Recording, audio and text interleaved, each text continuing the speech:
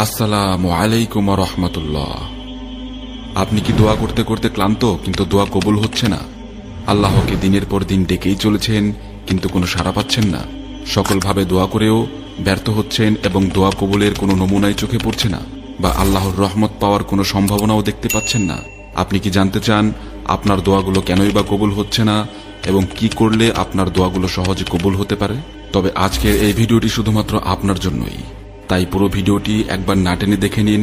আশা করি আপনি আপনার দোয়া কবুল হওয়া বা না হওয়ার পিছনে সকল সম্ভাব্য কারণ এবং এ বিষয়ে মনের ভিতর ঘুরপাক খাওয়া সকল প্রশ্নের উত্তর এই ভিডিওতে পেতে যাচ্ছেন।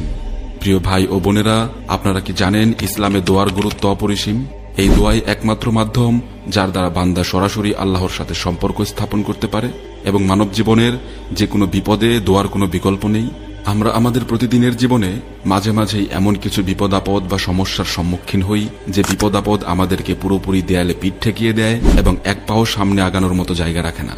তখন একমাত্র আল্লাহ ছাড়া দুনিয়ায় আমরা আর কারো কাছ থেকে কোনো প্রকার সাহায্য আশা করতে পারি না। আল্লাহ মানুষকে অনেক ক্ষমতা দিয়েছেন, সৃষ্টির শ্রেষ্ঠ জীব হিসেবে মানুষকে মর্যাদা দিয়েছেন, কিন্তু সৃষ্টির শ্রেষ্ঠ জীব হওয়া সত্ত্বেও এই মানুষদেরকেই অনেক সময় এমন বড় বড় সমস্যার সম্মুখীন হতে হয় যা থেকে মুক্তির কোনো পথ কোনো মানুষের হাতে থাকে না। এমন প্রমাণ আল্লাহ তাআলা এই দুনিয়ায় অনেক রেখেছেন এবং প্রতিনিয়তই আমাদের দেখাচ্ছেন। আপনি সর্বশেষ করোনা মহামারীর কথাই একবার চিন্তা করুন। কত বিত্তশালী মানুষ, একটি দেশের সর্বোচ্চ ক্ষমতাবান লোক, এমনকি একটি রাষ্ট্রের প্রধানও এই মহামারীর হাত থেকে বাঁচার জন্য কোনো সঠিক পথ খুঁজে পাননি। পিতামাতা সন্তানকে প্রত্যাখ্যান করেছে, আবার সন্তান পিতামাতাকে রাস্তায় ফেলে দিয়েছে শুধু এক সামান্য সর্দি কাশির মতো রোগের ভয়ে, যেটা করোনা নামে পুরো দুনিয়ায় আতঙ্ক ছড়িয়ে দিয়েছিল। আপনি একবার ভেবে বলুন তো, সেই মহামারী যদি আপনাকে তখন গ্রাস করে ফেলত, তখন আপনাকে সেবা করার মতন কেউ কি ছিল এই দুনিয়ায়? তখন তো কেউ ভয়ে আপনার কাছেই আসতো না, ধরা ছোঁয়া তো দূরে থাক। কাজেই দুনিয়াতে আল্লাহ ছাড়া প্রকৃত সাহায্যকারী তখনও কেউ ছিল না, এখনো নেই এবং ভবিষ্যতেও কখনো থাকবেও না। কাজেই সর্বশক্তিমান আল্লাহ দুনিয়ার বুকে সকল বিপদ আপদে আমাদের একমাত্র রক্ষাকারী। তাই আল্লাহর কাছে পৌঁছানোর বান্দার এক এবং একমাত্র মাধ্যম হচ্ছে এই দোয়া। একমাত্র এই দোয়াই পারে মানুষকে আল্লাহর নিকটবর্তী করতে। দুনিয়াতে অনেকেই অনেক কিছুর জন্য আল্লাহর কাছে দোয়া করে থাকেন, কিন্তু তাদের মধ্যে অনেকের দোয়াই আল্লাহ তাআলা কখনোই কবুল করেন না। আবার কিছু মানুষ আছেন যাদের দোয়া আল্লাহ বিশেষভাবে এবং দ্রুততার সাথে কবুল করে থাকেন।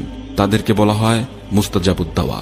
এখন প্রশ্ন হলো, আমরা কিভাবে মুস্তাজাবুদ দাওয়া হতে পারি এবং আমরা কিভাবে নিশ্চিত হতে পারি যে আমাদের দোয়া আল্লাহর কাছে কবুল হওয়ার সম্ভাবনা আছে নাকি নেই? আসুন আজ কোরআন ও হাদিসের আলোকে এই বিষয়ে বিস্তারিতভাবে জানার চেষ্টা করি। প্রথম প্রশ্ন হলো, মুস্তাজাবুদ দাওয়া আসলে কে? মুস্তাজাবুদ দাওয়া হলেন সেই সৌভাগ্যবান ব্যক্তিরা যাদের দোয়া আল্লাহ সহজে কবুল করেন। কোরআন ও হাদিসে এমন অনেক শ্রেণীর মানুষের কথা বলা হয়েছে যাদের দোয়া আল্লাহ প্রত্যাখ্যান করেন না। তাদের মধ্যে উল্লেখযোগ্য হল 1. মজলুমের দোয়া। নবী সাল্লাল্লাহু আলাইহি সাল্লাম বলেছেন, তোমরা মজলুমের দোয়া থেকে বেঁচে থাকো, কারণ তার ও আল্লাহর মাঝে কোনো পর্দা নেই। মজলুম মানে হল অত্যাচারিত, নিপীড়িত বা নির্যাতিত ব্যক্তি।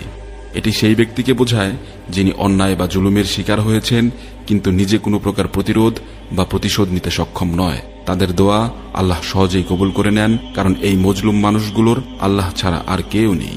তারা তাদের উপর হওয়া সকল জুলুম অত্যাচারের বিচার সরাসরি আল্লাহর কাছে দিয়ে দেন।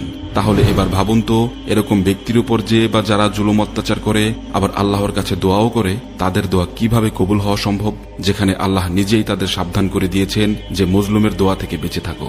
এবার আপনি ভাবুন, আপনি আবার কোনোভাবে সেই অত্যাচারীদের দলের অন্তর্ভুক্ত নন তো? এক্ষেত্রে খুবই সাবধান। 2. পিতামাতার দোয়া। রাসূলুল্লাহ সাল্লাল্লাহু আলাইহি ওয়াসাল্লাম বলেছেন, 3 ব্যক্তির দোয়া কখনো ফেরত দেওয়া হয় না। 1. পিতামাতার দোয়া, 2. রোজাদারের দোয়া, 3. মজলুমের দোয়া। এখানে উল্লেখিত এই 3 ব্যক্তির মধ্যে পিতামাতার দোয়াকে সবচেয়ে আগে রাখা হয়েছে এবং বলতে গেলে অনেক বেশি প্রাধান্য দেওয়া হয়েছে, কারণ এটি সবচেয়ে বেশি খাঁটি ও নিঃস্বার্থ দোয়া। তারা সন্তানের জন্য সারা জীবন দোয়া করেন এবং বাবা মায়ের দোয়া আল্লাহর দরবারে বিশেষ মর্যাদাপূর্ণ।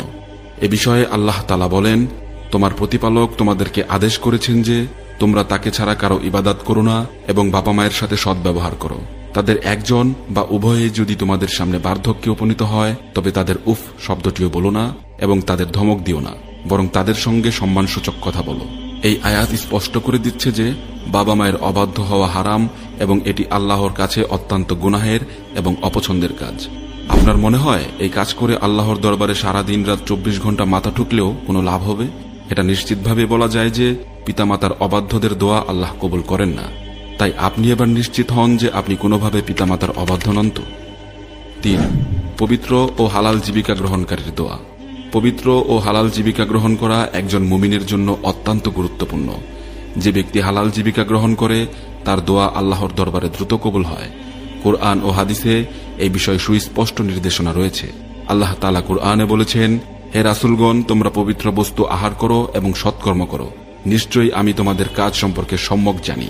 এ বিষয়ে আল্লাহ তাআলা আরো বলেন, হে ঈমানদারগণ, আমি তোমাদের যে রিজিক দিয়েছি তা থেকে পবিত্র ও হালাল অংশ গ্রহণ করো এবং আল্লাহর প্রতি কৃতজ্ঞতা প্রকাশ করো, যদি তোমরা তারই ইবাদতকারী হও। রাসূলুল্লাহ সাল্লাল্লাহু আলাইহি ওয়াসাল্লাম বলেছেন, নিশ্চয়ই আল্লাহ পবিত্র এবং তিনি পবিত্র বস্তু ছাড়া গ্রহণ করেন না।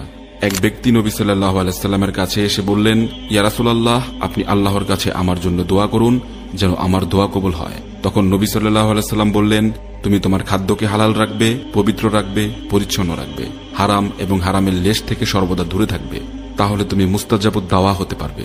তাহলে সে ব্যক্তির দোয়া কিভাবে কবুল হবে এটা কিভাবে কল্পনা করা যেতে পারে? কারণ যে ব্যক্তির দেহ গঠিত হয়েছে হারাম দিয়ে। এবার আপনি চোখ বন্ধ করে একবার ভাবুন তো, আপনি কোনোভাবে হারামের মধ্যে আছেন কিনা। হালাল রিজিক ও দোয়া কবুল হওয়ার সম্পর্কে রাসূলুল্লাহ সাল্লাল্লাহু আলাইহি ওয়াসাল্লাম আমাদের শেখান যে আমাদের জীবিকা যদি হারাম হয় তাহলে আমাদের দোয়া কবুল হওয়ার সম্ভাবনা কমে যায়। এ বিষয়ে একটি গুরুত্বপূর্ণ হাদিস হলো, নবী সাল্লাল্লাহু আলাইহি ওয়াসাল্লাম বলেছেন, একজন ব্যক্তি অনেক সময় দূর দূরান্ত থেকে মক্কায় আসেন। তার অবস্থা মলিন, চুলগুলো এলোমেলো, ধুলোময়। তিনি আল্লাহর কাছে দোয়া করেন, কিন্তু তার দোয়া কবুল হয় না, কারণ তার উপার্জন হারাম, তার খাবার হারাম, তার পোশাক হারাম। তাই আল্লাহ তার দোয়া কিভাবে কবুল করবেন?